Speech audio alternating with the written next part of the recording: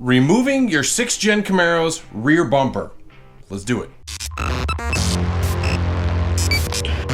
What's going on, guys? Matt over here, Lethal Garage, and today I want to bring you a standalone rear bumper removal. Now, as you guys know, in my body kit video, I showed how to remove the rear bumper, but I never created a standalone video. So I'm going to show that today with the specific tools, because back then was the first time I had ever taken off my rear bumper. Now I've taken it off many times. I've taken it off many other vehicles, and so I just wanted to go through that process with you guys. So let's get to it. So I got my car in the garage, ready to go, backed up. It's on blocks. I'm gonna remove the tires and whatnot for this because it makes it a heck of a lot easier. And I have ZL1 out on rock guards that have a screwdriver or a Phillips bit, so I can't get a, millimeter socket or something in there to get them off. But outside of that, there's a few tools you need. So I'm using my impact socket to remove the wheels and tires.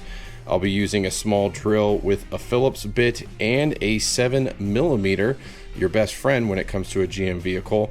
I have an extension that I'll be using to reach some of the bolts so I don't have to pull back the fender liner too far.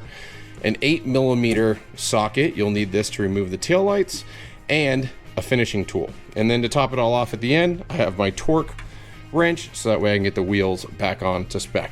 So there's your layout of tools that we will be utilizing today, and let's get this rear bumper off. So I have the car jacked up. I removed the wheels on both sides. Pretty straightforward. I didn't feel like I needed to show you guys that in the video. Now keep in mind, I did have the ZL1 out on the rock guards, so I had Phillips head screws. If you don't have ZL1 rock guards, you probably have just the 15 Torx bits, and there's 3 screws. You can actually see exactly where they're at because my rock guards protected it. So there's one here. Where is it? One right there and one right up here. So you got to remove those 3 and a couple screws on the bottom, which we're going to do now. Now, because we like to party, there's all sorts of Mickey Thompsons on the bottom here. We're not going to worry about that. We're just going to remove this 7mm screw, this 7mm screw. I don't know if the camera can see this one, and this 7mm screw.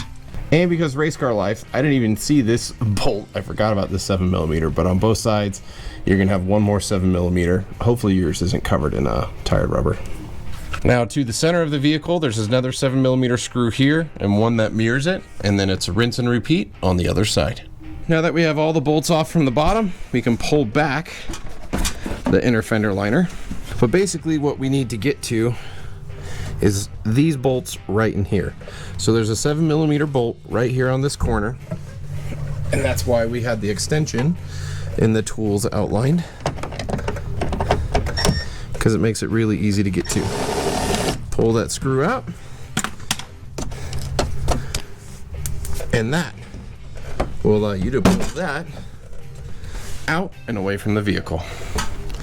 So now this side's detached, at least from the bottom side. Let's rinse and repeat on the other side. Now that we have the bolt removed on this side, and we can pull this away, you can see that comes right out. There is 2 wiring harnesses that need to be unplugged. So slide back the safeties, and sometimes these could be really, really hard to get undone. I've taken mine off so many times that they just slide off now. But that disconnects all of the wiring to your bumper and allows you to complete the up top bolts that we need to remove.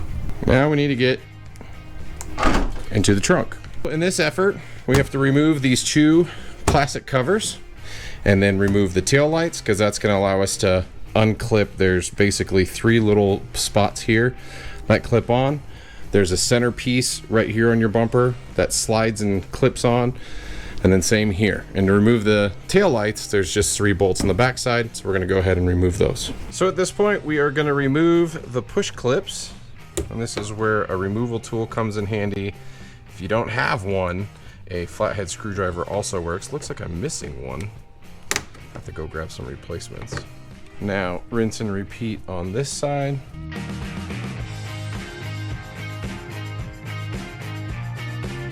And I just like to throw this stuff in the trunk so it can't go completely missing.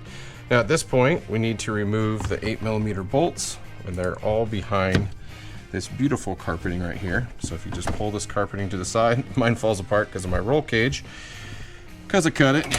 But basically, I have this going the wrong way. Basically, we're going to remove these nuts. Just kind of loosen them up. I recommend doing this by hand so you don't drop them.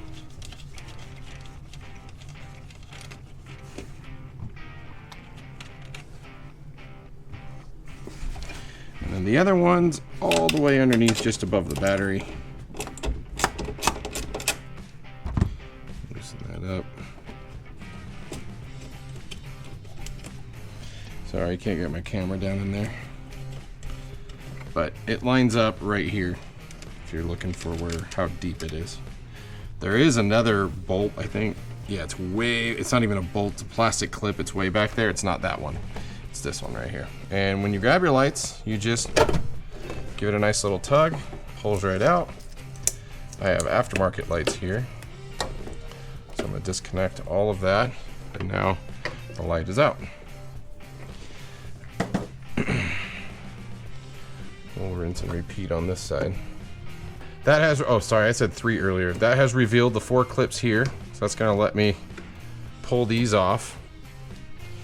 And this is where this does get a little bit tricky. So I've done this many times, and I wanna highlight that I have broken this part many times. Now I'm gonna see if I can get the camera down. Yeah, you can kind of see right here. So if you look down right here, you can see there's I can't tell if your camera can see or not. Let me see.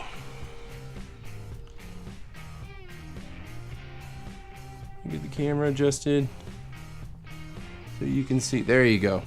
See right above my finger right here, there's a metal clip down in there, and you have to pull the plastic piece that connects to the bumper off. Now, some people will use a finishing tool like this and squeeze in here and pry this off successfully. Well, I've taken mine off so many times, I've actually detached the plastic piece from my actual bumper, so it actually does nothing. So I can't show you that step, but using a trimming tool and prying it off, basically you're getting the plastic piece that's in between. So your bumper plastic piece slides in, so basically you're just pushing that plastic piece out so you don't jack it up. So there you have it, rear bumper removed. Again, unfortunately, I had broken this piece all too many times. I'm gonna slide this back in. You can even see where I've applied pressure and this one's kind of bent up. But most people will get a finishing tool, slide it into the side right here, and you can like get it right around the edge. And this is really hard to do one-handed. But you got to get the slide off. So, and there's little tabs here. This helps. So if you get in behind the bumper here and just get the plastic tab to go over, you can easily get this off. So that comes off, and then obviously it comes off. But I'm gonna leave that there because I'm done. But there you have it, guys. That's the rear bumper removal. Again, questions, comments, all that stuff below. Thanks for checking this video out. If you guys want more guides or check out the massive library of guides here on the channel, hit that subscribe button, check out the videos, all sorts of stuff. Again, we're working on the 71. It's not here. If you haven't seen those videos, it's up at Craig's place. We've been getting the wide body. It's getting ready to be media blasted. But yeah, it's coming. So more 6th gen stuff, more 2nd gen stuff, and we got parts and pieces for 5th gen stuff as well. So it's all coming. Thanks for checking it out. And until next time, guys, see you on the road.